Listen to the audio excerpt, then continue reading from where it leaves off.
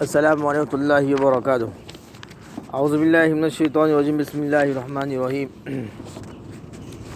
عزیز طلبہ، جماعت ثالثہ امن الصغا کا محاضرہ نمبر 2 لے کر آپ کے سامنے حاضر ہوا ہوں۔ اس محاضرے میں ہم لوگ یہ پڑھیں گے کہ بعض ٹیکنیکل لفظ جو ہوتے ہیں اس کو سمجھنا ہے عربی کے۔ مثال کے طور پر ایک لفظ ہے مجرد۔ مجرد کسے کہتے ہیں؟ تو مجرد وہ فعل ہے جس کے ماضی میں 3 یا 4 حرف اصلی کے سوا کوئی حرف زائد نہ ہو۔ مجرد وہ فعل ہے جس کے ماضی میں 3 یا 4 حرف اصلی کے سوا کوئی حرف زائد نہ ہو۔ مثال کے طور پر میں کہوں گا ضربہ، ضربہ، ایک ضو ہے، ایک را ہے اور با ہے۔ یہ تو ماضی کا صیغہ ہے، اور تینوں لفظ ضربہ یہ تینوں اصلی ہے، اور اس لفظ کے اندر فعل ماضی میں کوئی زائد لفظ نہیں پایا گیا ہے، تو یہ فعل ماضی مجرد ہوا۔ وہ فعل جس کے ماضی میں 3 یا 4 حرف اصلی کے سوا کوئی حرف زائد نہ ہو۔ 3 یا 4 حرف اصلی کے سوا ضربہ، ان تینوں کو حرف اصلی کہتے ہیں، ان کے علاوہ کوئی حرف زائد نہ ہو۔ مزید کی وہ فعل ہے جس کے ماضی میں حروف اصلی کے سوا حروف زائد بھی ہو، جس کے ماضی میں حروف اصلی کے سوا حروف زائد بھی ہو۔ فعل مزید فی اس فعل کو کہتے ہیں جس کے ماضی میں حروف اصلی کے علاوہ اور حروف بھی زائد ہو۔ مثال کے طور پر ثلاثی مجرد کی مثال دیکھیے آپ، نصر ینصر، نصر ینصر، نون صاد را یہ حروف اصلی ہے۔ ینصر فعل مضارع، نون صاد را یہ حروف اصلی، یا تو علامت مضارع ہے، یہ تو لانی ہے مضارع کے اندر، تو یہ ینصر یہ مجرد ہے۔ ثلاثی مزید فی کی مثال جیسے اجتنبا، جانبا، جانبا، یہ جانبا یہ حروف اصلی ہے۔ اب یہاں پر حروف زائد کون سے ہوگا؟ ای، حمزہ حروف زائد ہے۔ تا جو جیم کے بعد تا ہے وہ حروف زائد ہے، تو یہ ثلاثی مزید فی ہے جس کے ماضی کے حروف اصلی میں حروف اصلی کے علاوہ دوسرے زائد لفظ آ جائے، اس کو ثلاثی مزید فی کہتے ہیں۔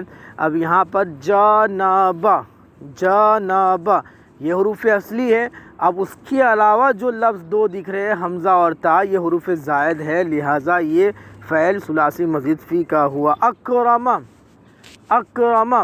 فعل ماضی اب دیکھیں گے فعل ماضی حروف اصلی اس میں کاروما، یہ جو شروع میں حمزہ ہے وہ زائد ہے، ایک لفظ زائد ہو گیا ہے، تو یہ ثلاثی مزید فی ہے۔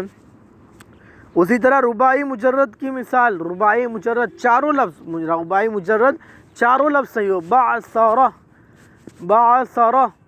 با عین سارہ یہ چاروں لفظ صحیح ہے، بعثر چاروں، یہ رباعی ثلاثی یہ رباعی مجرد کی مثال ہے۔ اب رباعی مزید فی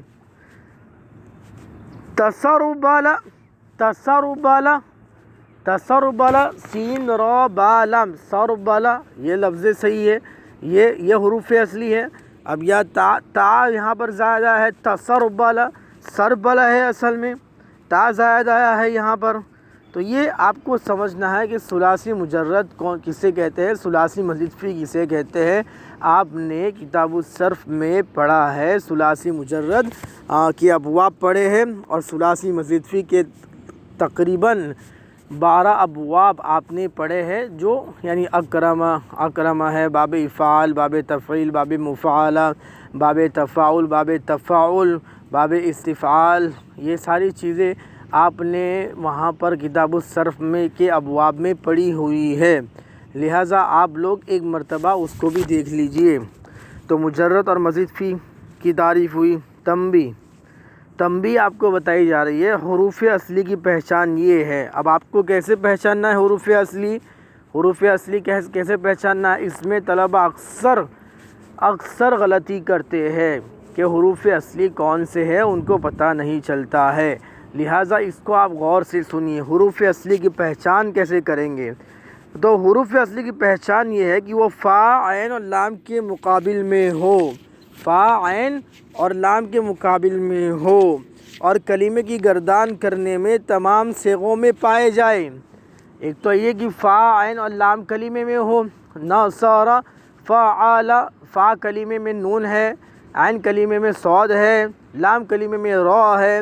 ضرب اگر مجھے حروف اصلی مجھے جانچنا ہے تو میں فعل رکھوں گا، فعل یعنی فا کلمے میں ضا ہے، عین کلمے میں را ہے، لام کلمے میں با ہے۔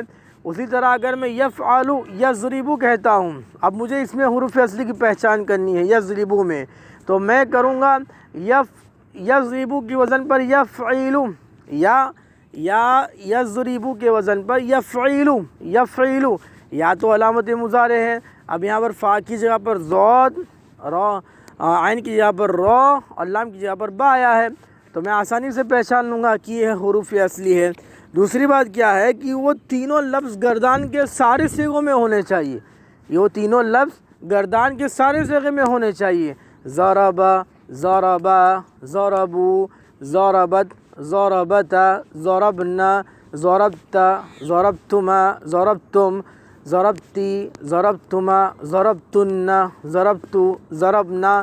ان 14 صیغوں میں آپ نے دیکھا کہ ضرب ہر صیغے کے اندر ہے، ہر صیغے کے اندر ہونا چاہیے۔ اسی طرح یضربو، یضربانی، یضربون، تضربو، تضربانی، یضربنا، تضربو، تضربانی، تضربون، تضربین، تضربانی، تضربنا، اضربو، نضربو۔ اس 14 صیغوں میں آپ نے دیکھا ضرب، یہ سارے صیغوں میں موجود ہے، یہ سارے صیغوں میں ہے، تو یہ حروف اصلی ہے۔